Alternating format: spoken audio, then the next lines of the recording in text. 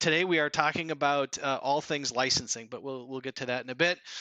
Thank you to my. I must have at least one fan out there, so thank you to that one fan. You're not alone because I'm a fan too. But the two of us, thank you for the comments sent in because they let me do this again. So thank you, Scott, for the privilege of hosting. Must have done at least not half bad, or I don't know, maybe no one else said they'd do it, so I got it out there again. Not to worry, Scott will be back again in 2 weeks for Confab hosting in his normal spot. Topic in 2 weeks is going to be data storage with F&O. So actually, it's kind of an interesting topic in 2 weeks. But for this week, we are not talking about what was it? Copilot is in the description. We're not talking about Copilot. We are talking about some other fun stuff today. Hey, please keep the comments coming.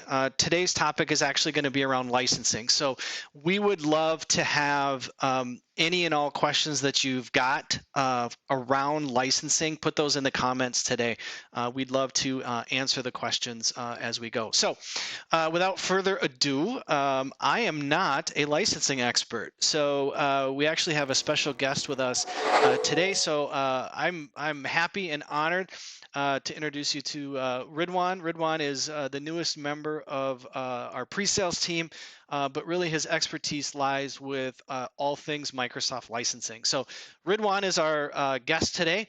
As I said, I'm not an expert, so I'm going to do my best at moderating today. So Ridhwaan, welcome.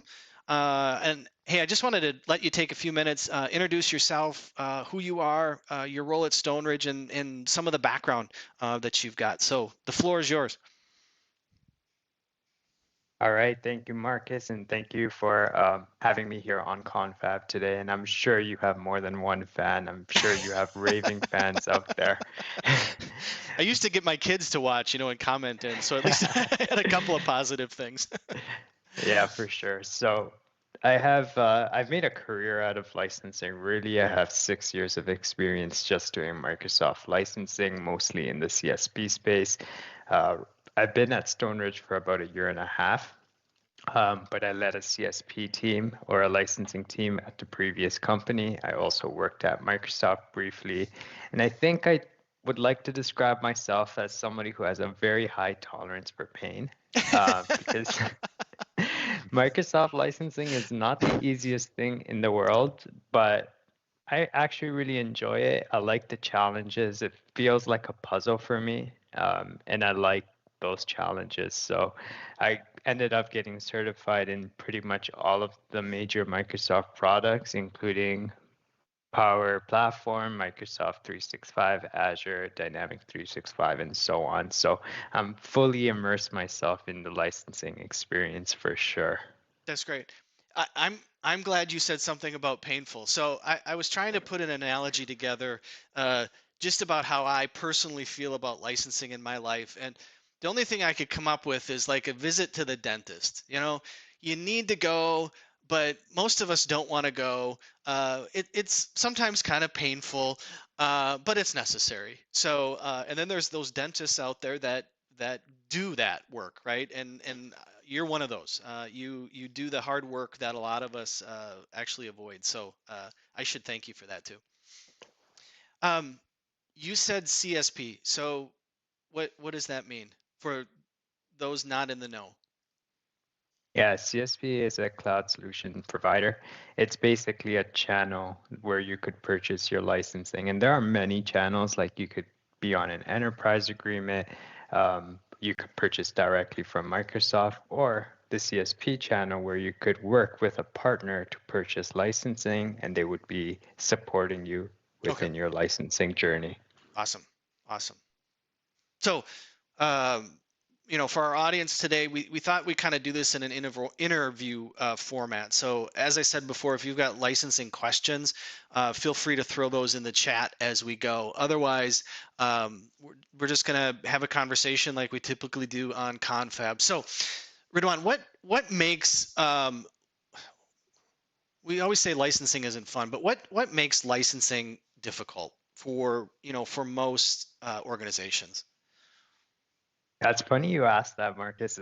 So I went to Dynamics Con what was it, a month ago, and I actually ran a poll for the audience there, and the results were exactly what I expected. So 60% of the people said there's so much complexity and variety.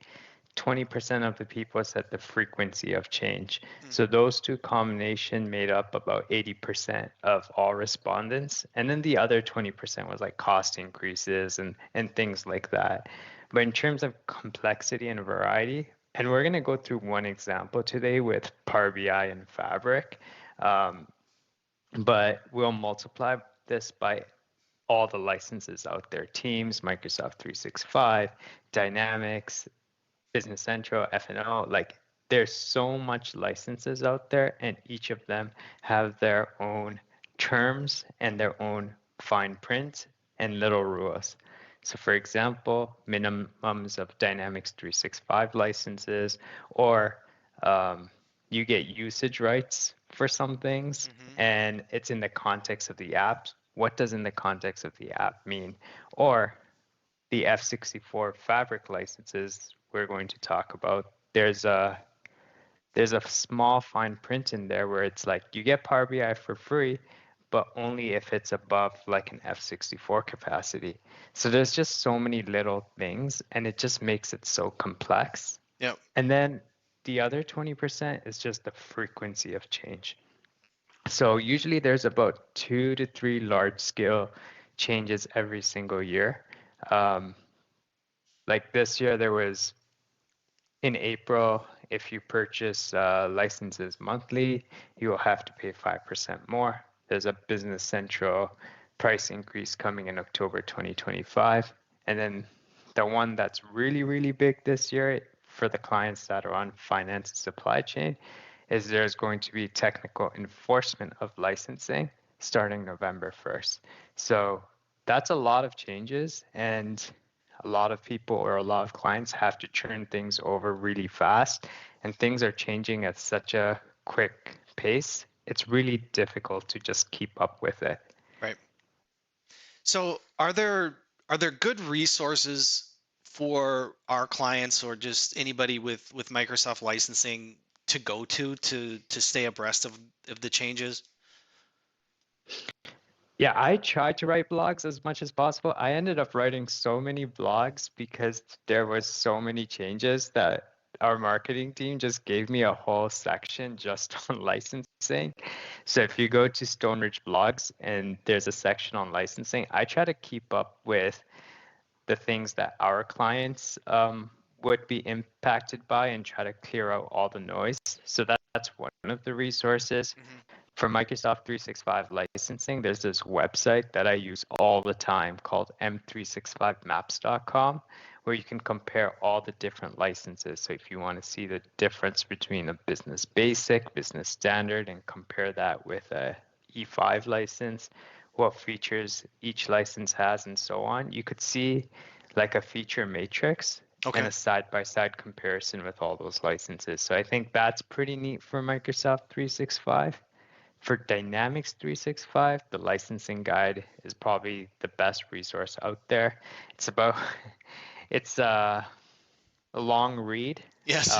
But my advice is go to the table of content, figure out the license that you're interested in, and click that. It will take you to the page, and you could read all about your licensing.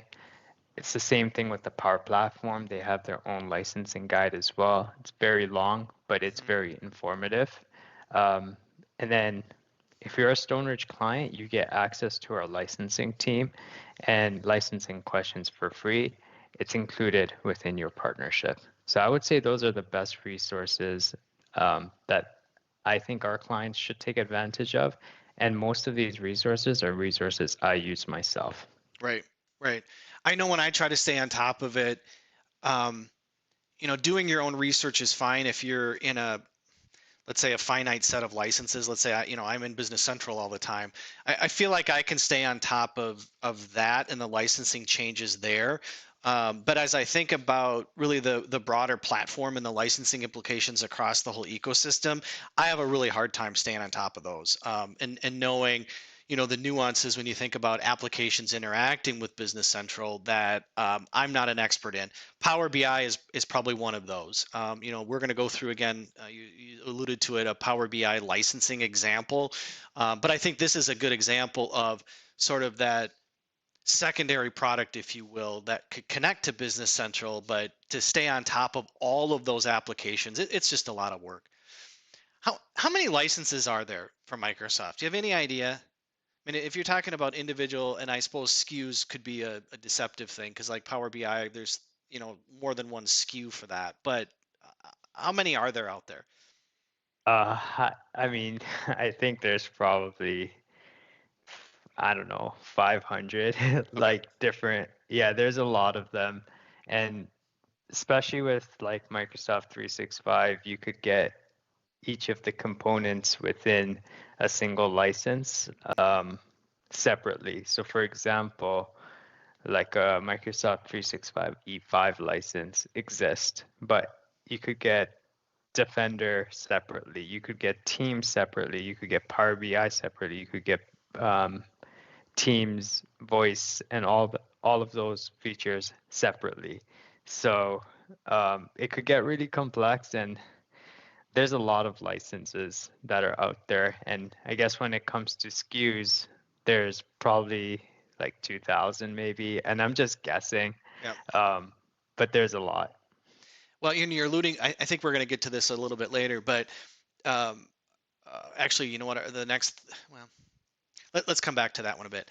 I think of all those overlapping licenses is where I get confused, where you've got maybe a bundled license, but then you've got these individual license, and you in theory could be over licensed, correct? Yeah. Yeah. Okay. So, what are some tips on cost savings that people could tackle on their own with Microsoft licensing? Do you have things that people could, go to things they could look at fairly quickly, fairly easily, maybe? I would just say, like, I talked about some of those resources earlier, like the Dynamics 365 licensing guide, but you need to have somebody that understands licensing. It doesn't need to be really deep, but to me, I think of it this way. You're investing thousands of dollars in an ERP implementation, and you're paying thousands of dollars for licensing every single year. Right. Somebody should be responsible for understanding the licensing. Yeah. Knowledge is power, and understanding, like for example, with D365, base and attach licenses or team member activity licenses can save you thousands of dollars each year. I think it's a really good investment. Like, say you have somebody within your IT and you give them a responsibility of, hey, you need to continue to keep up with these licensing, or at least be knowledgeable on it or interact with Stoneridge's licensing team. I think that would be the best investment someone makes, because licensing is expensive, Right. um, and having someone's dedicated would be ideal. There's promotions all the time, Hmm. so I think people need to take advantage of, say, if you're on-prem GP right now, you're planning to go into the cloud. There's the Bridge to Cloud 2 promotion, but there's also promotions for Microsoft 365 out there as well, and Copilot. Like example, if you purchase 10 licenses, you get a 15% discount on Mm. your Copilot licenses. Same thing with the E3 if you've never had it before. So there are so many discounts out there and promotions out there, and it just doesn't make sense not to take advantage of them or be aware or keep on top of the promotions.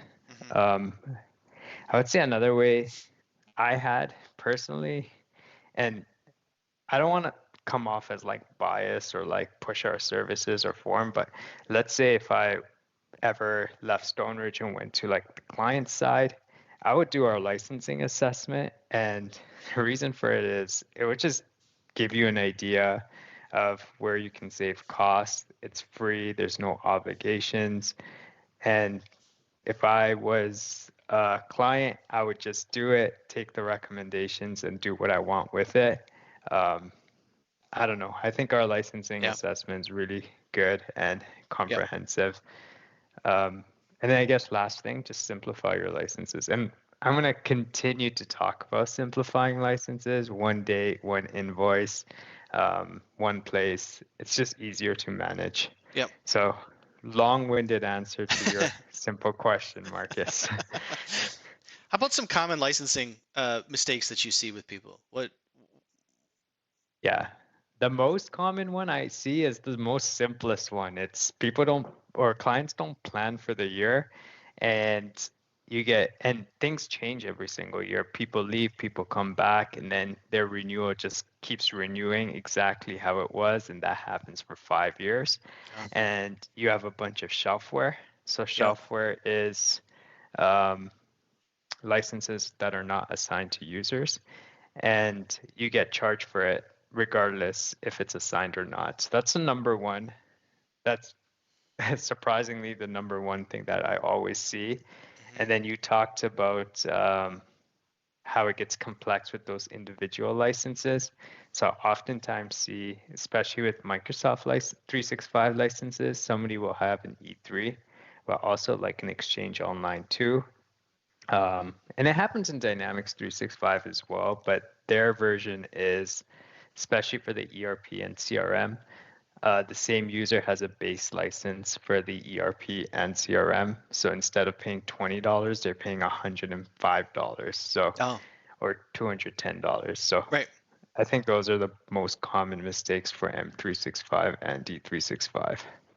Yeah, and I think it's understandable how that can happen, where as an organization adds licenses, and the way that Microsoft sometimes license the product can change. You're inheriting or you're building on what was there, and I think I don't want to put words in your mouth. Really, a licensing assessment allows you to start back at square one to say, what are your licensing requirements, and let's sort of look at how this is sort of built on itself, and strip it back so that we can look at what are your requirements, how many do you need, where are we overlapping things, and sort of hit reset on the licensing side of things. Yeah. And Marcus, it's as simple as just having someone look at it even once a year before your renewal. It doesn't have to be complicated. Like when changes happen, just adapt to those changes. If there's people changes or personnel changes or security changes, just look at your licenses and reflect back at least a minimum of once a year. Yeah. Good advice. It must be somebody from our marketing team. Thank you for putting the link there to Ridhwaan's blog. Again, check out our website for more information. If there are questions, feel free to put those in as well.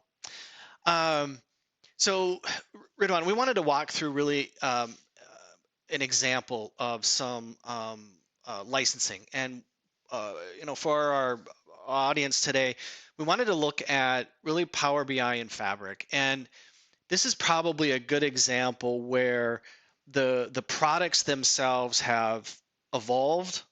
They have changed in some ways. You've got products that have merged together, and really trying to understand what those components are. So Ridhwaan, I'm going to flip over. There we go. We got your screen.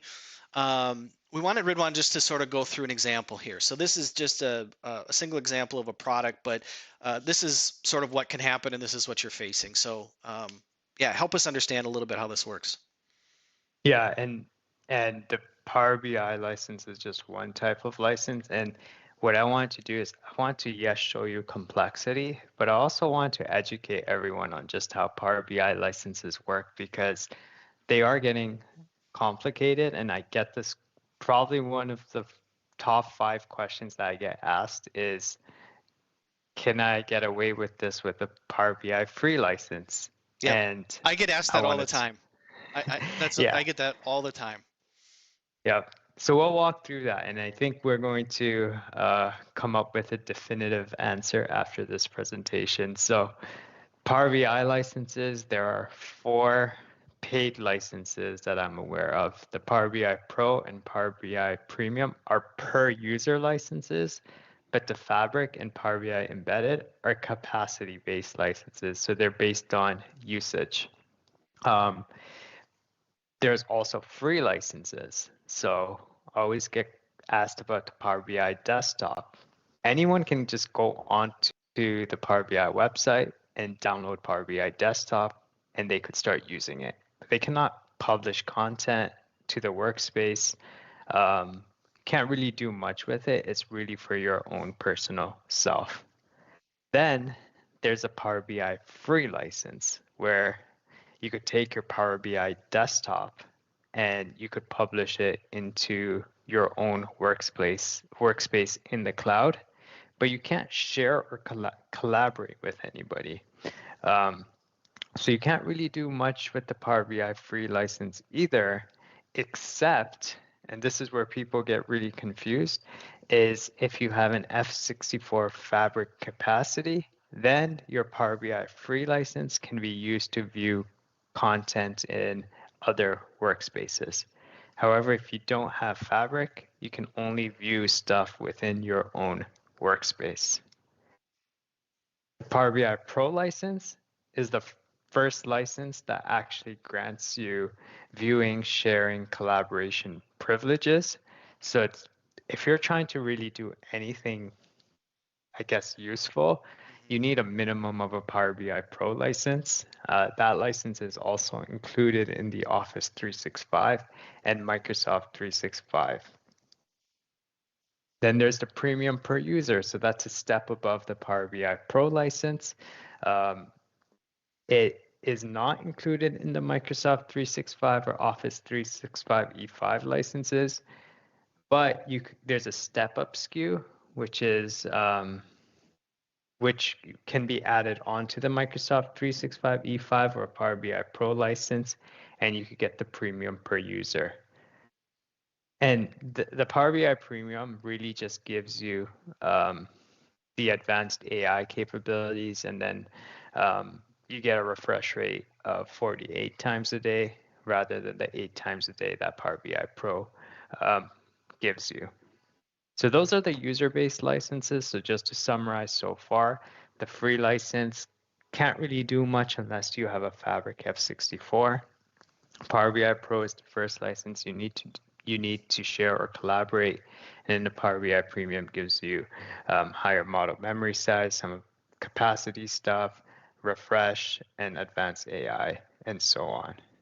But if you back up one slide there, I think this is where the complexity, where I encounter the complexity where it gets really confusing, is that you've got capability or functionality that's available based on these licenses, but you also end up with like performance or maybe capacity related issues too. I mean, you've got a real matrix here of things that you need to assess to know or to determine in this case which Power BI license you really need. Is that accurate? that is accurate. Yeah, a lot of licenses, not just Power BI, has capacity and restrictions based on the license that you get as well, which is another layer of complexity. Right, right. So it's not sometimes as easy as saying, license one, license two, license three. There really can be some assessment that needs to be done and an evaluation that needs to be done to say, do I really have the best license or the optimal license? I mean, you don't maybe need the Power BI Premium license. You maybe could downgrade the license based on what you have. Correct. Yeah. I think the other thing I'd point out is that E5 license, you had a slide back. At least the minimal work I've done around licensing, I think these overlapped licensing or the underused licensing happens frequently with people. So you've got a Power BI license available to you, but you're not aware of it. So again, I think understanding what's fully available in this case an E5 license is important. Yep. Yeah. M365maps.com, great website. I use it all the time. It'll give you a comparison like a side-by-side comparison of all the licenses, all the features each of these licenses provides. Say that again. The m365maps.com will give you go. a side-by-side comparison of all the features that your M365 E5, Microsoft E3 standard business, you could have them side by side, and you would know which license has which features. Awesome. Great website. Okay, I'll let you continue. Yeah, so now Fabric.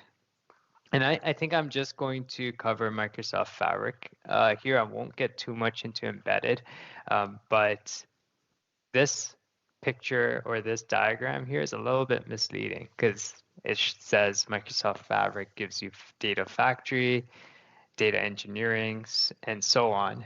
But the last one here says it gives you Power BI, which is true. It does give you Power BI, but only if you're above an F64 capacity, which is conveniently what the trial, you get a 60-day trial, and your 60-day trial is F64. So if you're on an F32, you don't get Power BI included for free. You need to continue to purchase Power BI licenses separately. And it might be worth it for some people because they just want the Fabric, the other features within Fabric, like data factory, data engineering, and so on. But you might need to do the math to figure out if it's worth it, especially if you're on an F32, to just upgrade to an F64. But F64 also has its own complexities because there's some users that still need a Power BI Pro licenses regardless. So anybody who's collaborating or publishing reports will still need Power BI licenses. But anybody who's just consuming the content, all they need is that free license that I talked about. And they need it to be added to the workspace, and they'll be able to view the license or view the reports for free. And I did quick math. So I know I mentioned math a little while ago, but this is just on a licensing basis. So if you need, when to consider Fabric? Well, if you need Fabric, you should consider it. But if you have 350 users of Power BI or 210 users of Power BI Premium, the math suggests that it might be a good idea to get onto the Microsoft Fabric. So now here's a quick comparison. I just added the Fabric column at the end now. So you get the same 48 refreshes, you get a little bit more model memory size, but you get access to the Microsoft Fabric features such as Data Factory, Engineering Warehouse, Data Science, Real-Time Analytics, and Data Activator. I think that's where I'm going to stop here, Marcus. Okay. I think everyone gets the point that it's complicated. There's a lot of licensing, and even just we took one example of Power BI, and there's so much to it. There's a lot of footnotes. Multiply that by every single license out there, and it gets really complex. Yeah, I think this is a good example too. If I think about organizations, particularly larger ones, where you may have a different individual or team of individuals that is maybe pursuing some of the services regarding Fabric, but then you've got maybe a different team or individuals that are doing Power BI. Unless they're talking to each other across the organization or within the organization, they may be pursuing different licensing mechanisms or whatever where they should be collaborating to see where can they be optimal with licensing. So I think this could happen in organizations. Yeah, and I think I'll mention this a little bit more later, but another tip is not to view your licensing as Dynamics 365, Microsoft 365. This one is for like the data team. Just view them as one bucket. It will save you cost.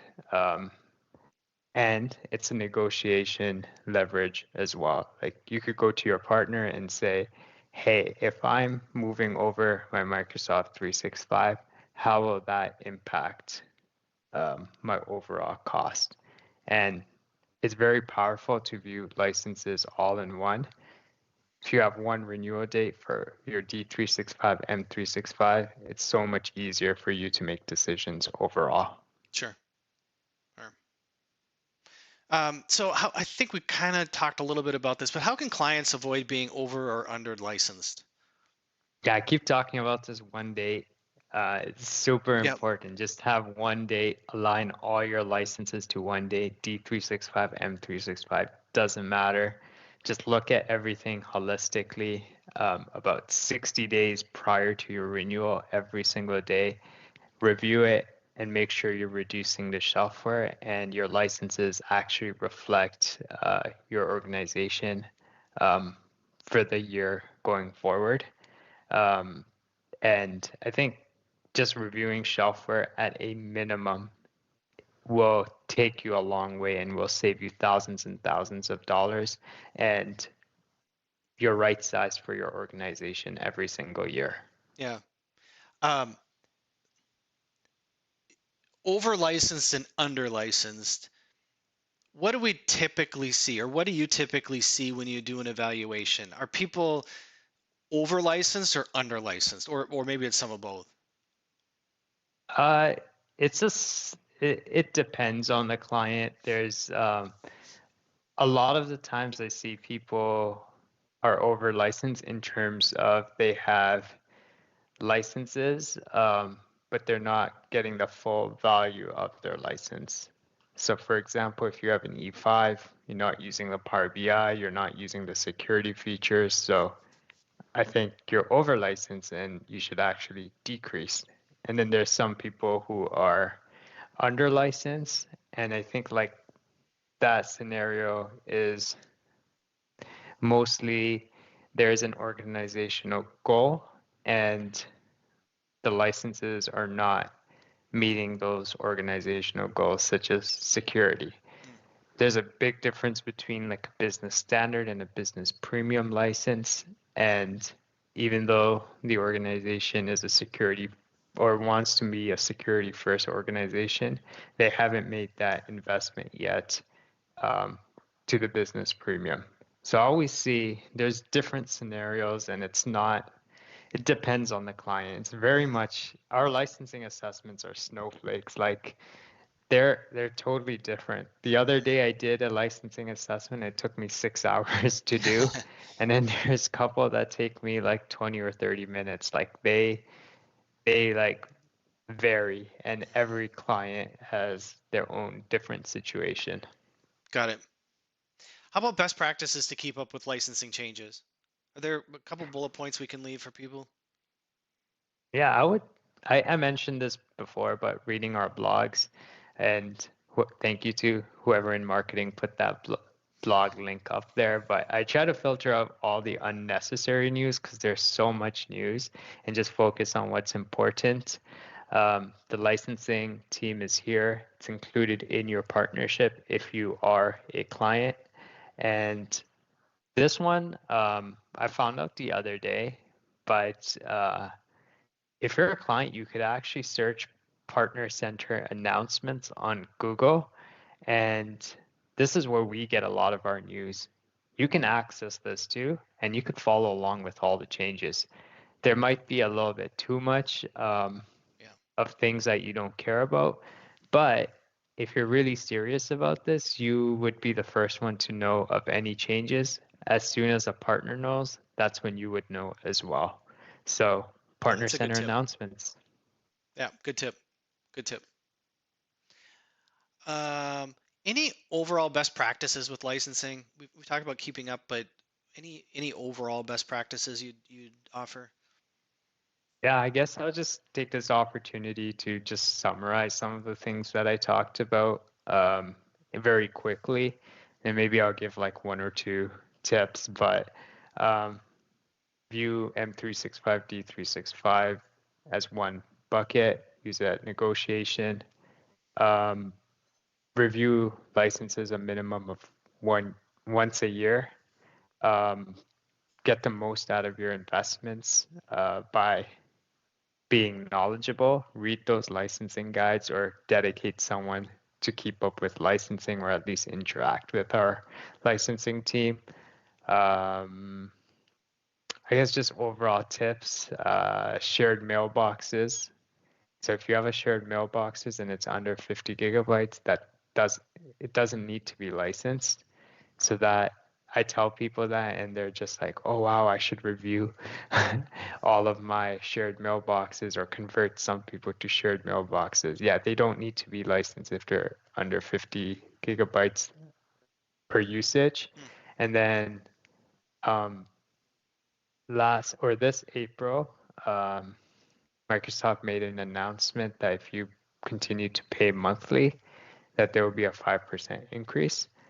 If you can, start planning now for your renewal and see if you could pay upfront and save that 5%. Yeah. So I think those are the best practices and a couple tips that I can think of. Great. We did have a question here. Aside from being on the same schedule, what are the benefits to combine M and D 365 licensing under one vendor? Yeah, I mean, you get it's negotiation leverage, right? So a lot of partners would probably give some sort of preferential pricing to have everything in one place. It makes things a lot easier. You get access to a licensing team, and they will tell you about both Dynamics 365 and Microsoft 365. Sometimes there's promotions, and I don't believe there's a promotion out there right now, but a couple months ago, there was a promotion where it's like if you have business standard licenses, they would give you a 10% discount on your Business Central license. So if we don't have the view to your M365 licenses, it wouldn't even pop up as like a active promotion that we could offer you unless you told us. But if we had the licenses all together, it gives us a better ability to provide promotional pricing. And yeah, it just, in terms of compliance, we could see everything overall and we could just help you through both Dynamics and Microsoft 365. Yeah. To be honest, there's going to be a more interlink with the Microsoft and Dynamics 365 going forward anyways. With Copilot, Copilot transcends both Microsoft 365 and Dynamics 365, and there might be an impact to both. We're yet to see how that's going to look like, but I think just having your licensing with one vendor can help you navigate some of those changes as well. Yeah. Copilot's going to revolutionize everything, so. Yeah, actually, I'm glad you brought that up because you and I worked through. So, at Stone Ridge, we have a pre-sale dedicated pre-sales tenant, and we're working with. I promote my favorite product, Business Central, but you and I were looking at the new agents inside of Business Central with Copilot, and it's really a single set of licensing, right, for the M365 Copilot, as well as what Business Central is using for agent communication. So I think you're right. You've got to look at the whole picture when you consider licensing. Yeah. So what trends are you seeing with licensing right now? I'm going to pick up right back from the Copilot license, but that's starting to be prevalent in every license, like one way or another. It's built into the price for most of these.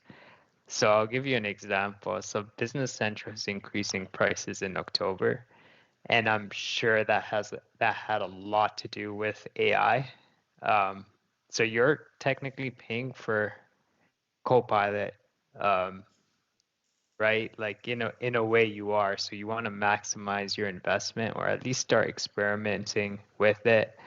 I'm starting to see this happen more and more. Copilot is added to every single license within some capacity.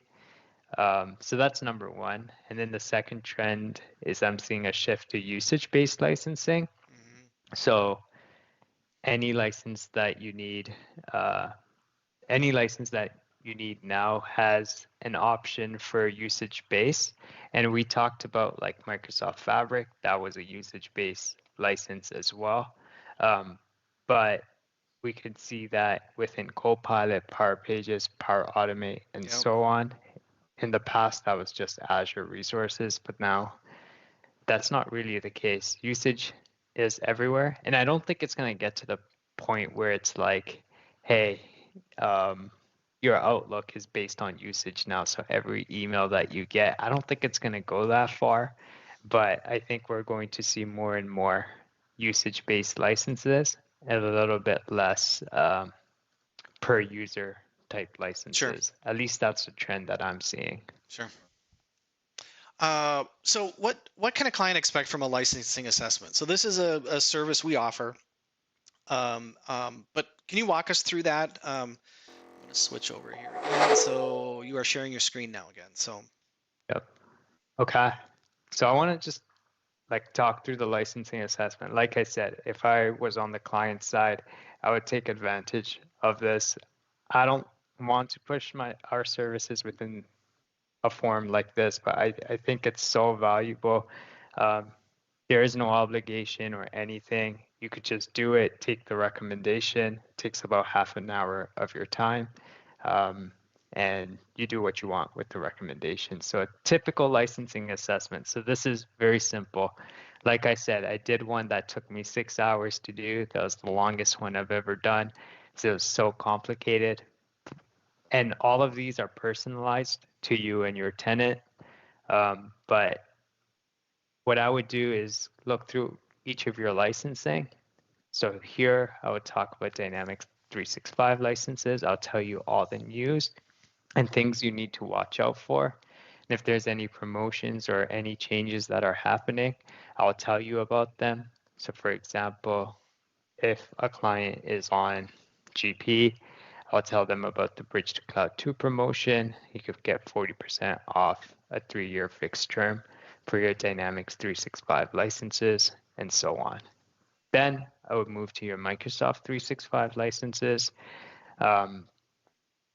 I'll see if there's anything that doesn't really make sense or it could be improved. So for example, if you have an Apps for Business and Microsoft Teams Essential license, I might tell you to upgrade to a business standard. I'll show you the differences between all those licenses and why I think it's a good idea for you to upgrade your license. It might make it a lot simpler. It might actually save you costs. And I'll tell you my recommendations overall. Then I'll look at compliance. I'll look at compliance for your Dynamics 365. I'll look at your compliance for Microsoft 365 or anything else that you want me to look at. And I'll give you my recommendations on that as well. Then overall, I'll give you a cost savings summary. This is an idea based on list prices of what I think you could do and how much money that you can save. A lot of the times I have reduced shelfware on this, and I'll just give you an idea of how much your shelfware is costing you. And then lastly, I'll give you simplification tips. So we talked about the one date, but we could go further with one bill, one contact, and just try to make it as simple as possible and figure out a cadence on how we could improve your planning and budgeting. And that could be us talking 60 days before your renewal date. And I'll just give you any other simplification tips, like if there's licenses that are too complicated and it could be simplified, I'll just let you know what those are. So that's kind of how the licensing assessments go, and they're personalized and tailored. So no two assessments are the same. Depending on your complexity, it could vary in length. But yeah, it's available to pretty much everyone, big or small. If you want to take advantage of the licensing assessment, you could visit our website and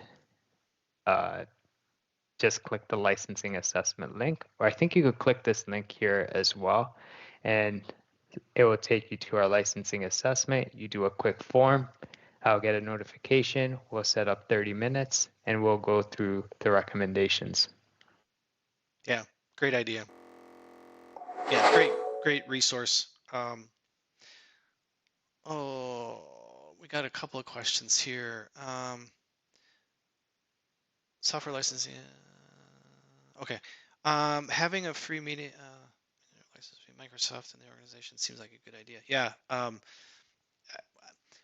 Personally, I think understanding the complexity of licensing, you need somebody that takes it on. So this is a great resource. So, all right. Any other closing thoughts, questions? I don't know, Ridhwaan, if you had anything else, or if we've got from our attendees in our stream, if anybody has any additional questions, um, happy to take those on too. Any other closing comments?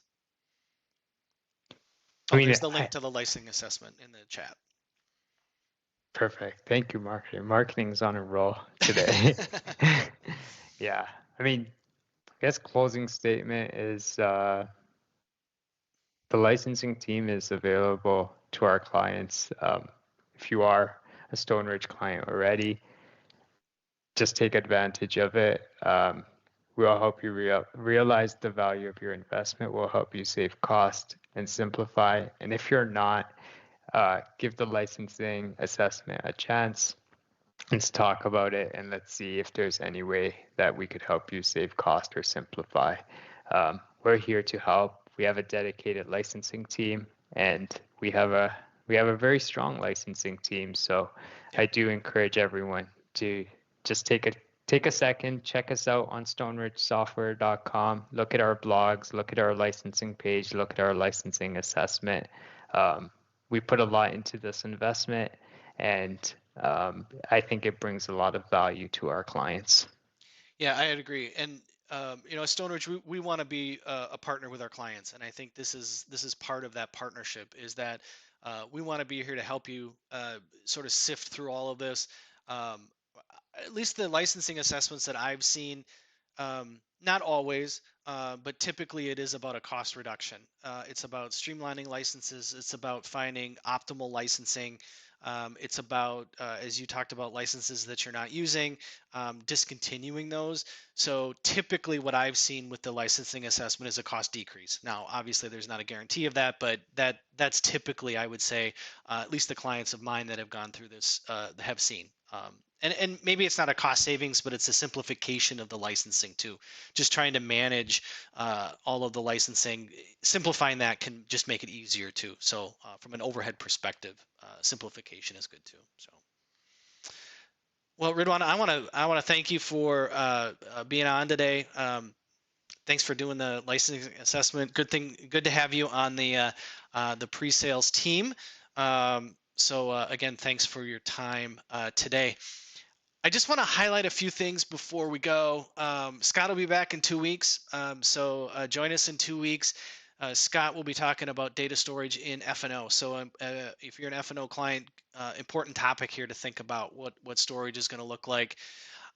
We have a lot of content as Stoneridge in July. So as the calendar's flipping over, I really encourage you to check out our website. We have a tremendous number of webinars and events that are coming up. I just want to highlight a few of those before we go. Scott's doing a flight lab series on Copilot. I know it's already started, but I think you could pick up the recordings of the ones that we've done already.